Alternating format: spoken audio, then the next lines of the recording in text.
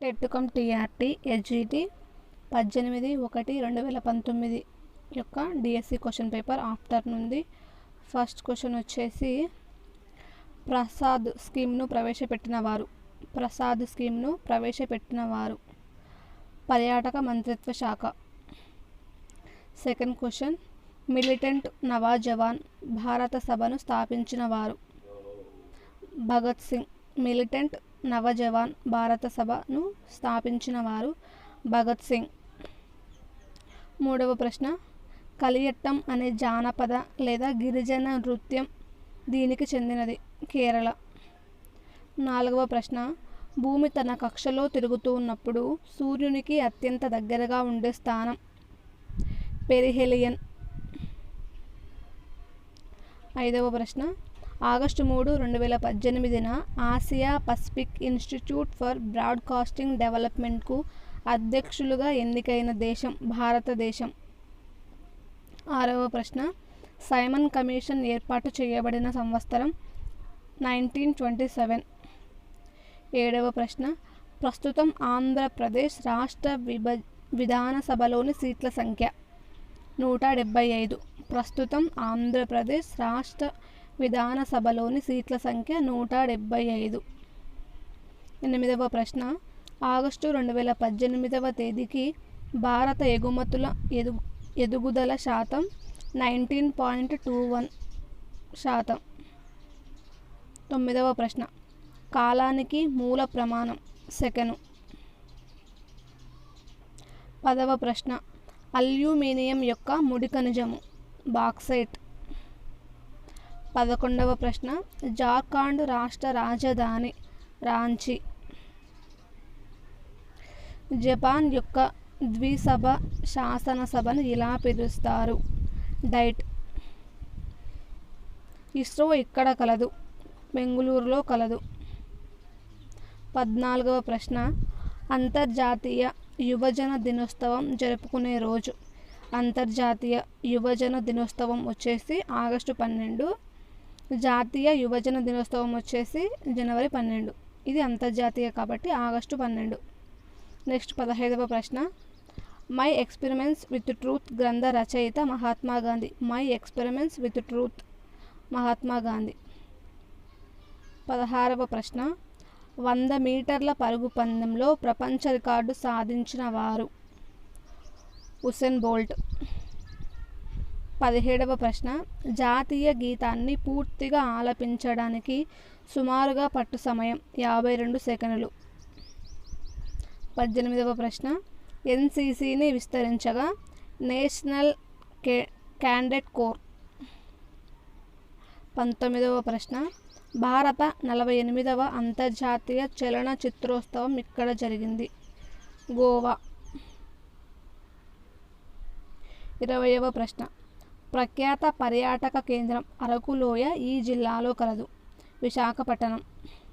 21 బౌద్ధుల కాలంలో బోధనా మాధ్యమం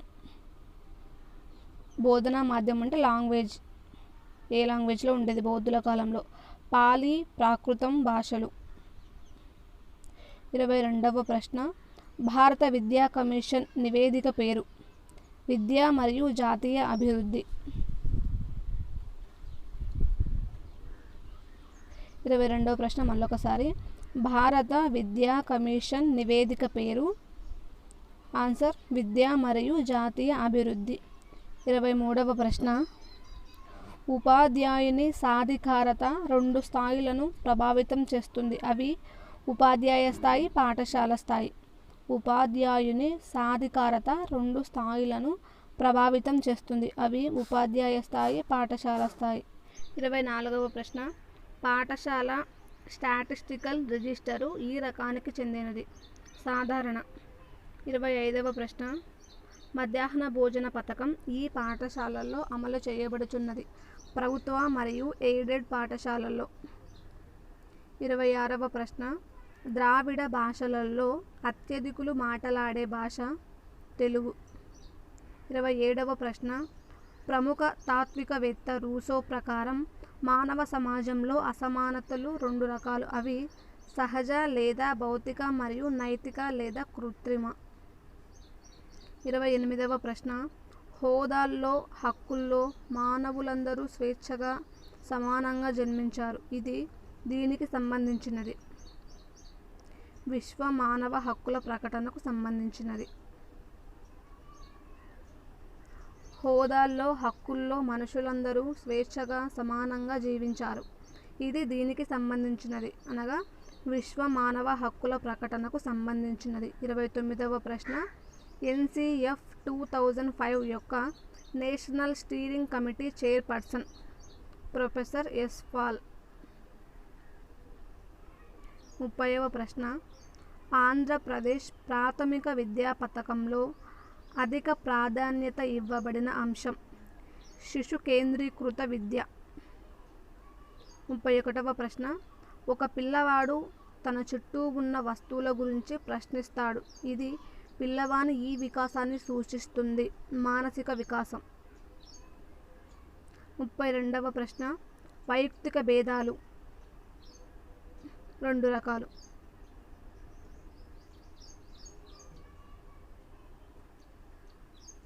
33వ ప్రశ్న, ప్రభుత్వం పాఠశాల విద్యార్థులకు తాగునీరు, మధ్యాహ్న భోజన సదుపాయాలు కలుగజేయుటలోని మనోవైజ్ఞానిక ఉద్దేశం విద్యార్థుల ప్రాథమిక అవసరాలను తీర్చడం.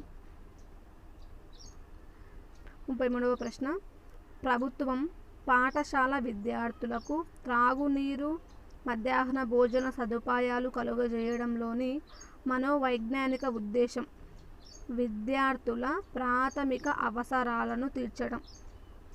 34వ ప్రశ్న, డేనియల్ గోల్మన్ ప్రకారం ఒక వ్యక్తి జీవితంలో విజయానికి కారణం 80% ఉద్వేగ ప్రజ్ఞ మరియు 20% సాధారణ ప్రజ్ఞ. ఎవరి ప్రకారం అంటే డేనియల్ ప్రకారం. డేనియల్ గోల్మన్ ప్రకారం ఒక వ్యక్తి జీవితంలో విజయానికి కారణం 80% ఉద్వేగాత్మక ప్రజ్ఞ, 20% సాధారణ ప్రజ్ఞ. 35వ ప్రశ్న, పిల్లవాడు పరిసరాల డిమాండ్లకు అనుగుణంగా తనను తాను సర్దుబాటు చేసుకునే సంజ్ఞానాత్మక ప్రక్రియ అనుగుణ్యం. పిల్లవాడు పరిసరాల డిమాండ్లకు అనుగుణంగా తనను తాను సర్దుబాటు చేసుకునే సంజ్ఞానాత్మక ప్రక్రియ అనుగుణ్యం. 36వ ప్రశ్న, ప్రజ్ఞా పరీక్షలలో వ్యక్తి నిష్పాదనను బట్టి నిర్ణయించేది మానసిక వయస్సు. ప్రజ్ఞా పరీక్షల్లో వ్యక్తి నిష్పాదనను బట్టి నిర్ణయించేది మానసిక వయస్సు. 37వ ప్రశ్న, శాస్త్రీయ నిబంధనములో నిబంధన జరగకముందు గంట శబ్దం అనేది అసహజ ఉద్దీపన. శాస్త్రీయ నిబంధనములో నిబంధన జరగకముందు గంట శబ్దం అనేది అసహజ ఉద్దీపన. 38వ ప్రశ్న, పిల్లలలో తదాత్మీకరణం, అంతరీకరణం అనే మానసిక ప్రక్రియలను ఈ మనోలైంగిక వికాస దశలో గమనించవచ్చు. ఏవేవి అంటే తదాత్మీకరణం, అంతరీకరణం. ఏ దశలో అంటే గుప్త దశలో. 39వ ప్రశ్న, ప్రాథమిక పాఠశాలల్లోని పిల్లలు ఈ వికాస దశలో ఉంటారు. ఉత్తర బాల్య దశ. ప్రాథమిక పాఠశాలలోని పిల్లలు ఈ వికాస దశలో ఉంటారు. ఉత్తర బాల్య దశలో ఉంటారు. 40వ ప్రశ్న, ఈ క్రింది వాటిలో విద్యా విషయక సహజ సామర్థ్య పరీక్ష డిఫరెన్షియల్ యాప్టిట్యూడ్ పరీక్ష. ఆన్సర్ విద్యా విషయక సహజ సామర్థ్య పరీక్ష.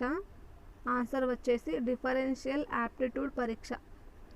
41వ ప్రశ్న, అభ్యసన ప్రక్రియలో ప్రేరణ యొక్క ప్రాముఖ్యతను నొక్కి చెప్పే నియమం సంసిద్ధత నియమం.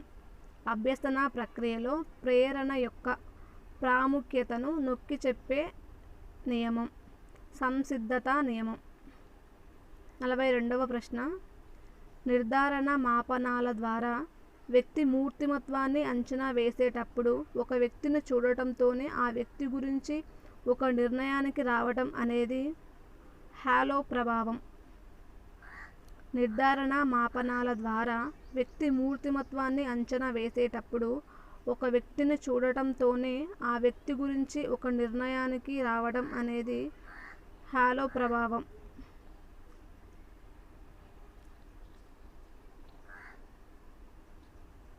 43వ ప్రశ్న. ఒక పిల్లవాడు 11 నెలల వయస్సులో మరొక పిల్లవాడు 18 నెలల వయస్సులో ఇంకొక పిల్లవాడు 2 సంవత్సరాల వయస్సులో మాట్లాడుతున్నారు. దీనిని సూచించే వికాస సూత్రం. వికాసంలో వైయుక్తిక భేదాలు ఉంటాయి.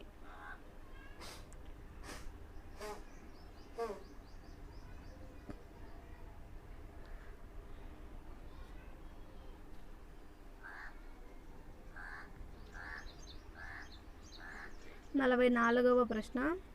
శిక్షణ తర్ఫీదు పొందగల మానసిక వికలాంగులుగా పరిగణింపబడే పిల్లలు. శిక్షణ తర్ఫీదు పొందగల మానసిక వికలాంగులుగా పరిగణింపబడే పిల్లలు మిత బుద్ధిమాంద్యులు. ఆన్సర్.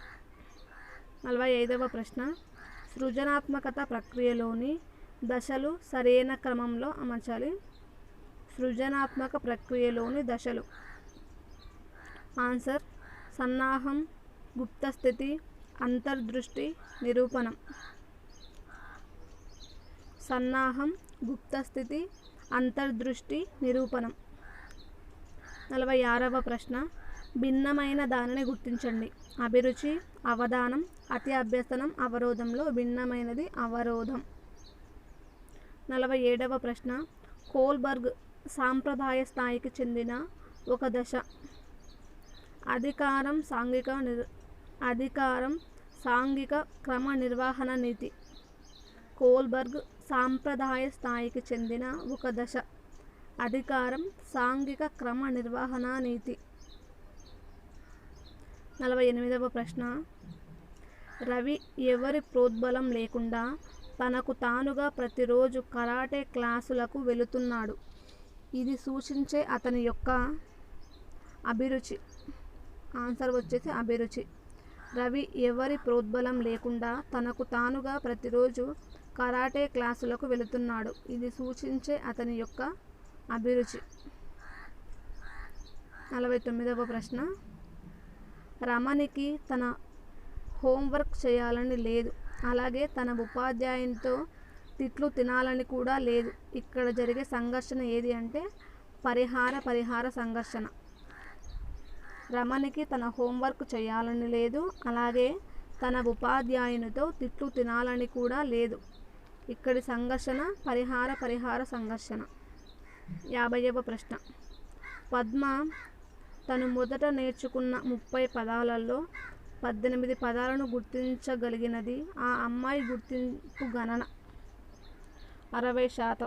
పద్మ తను మొదట నేర్చుకున్న 30 పదాలలో 18 పదాలను గుర్తించగలిగింది.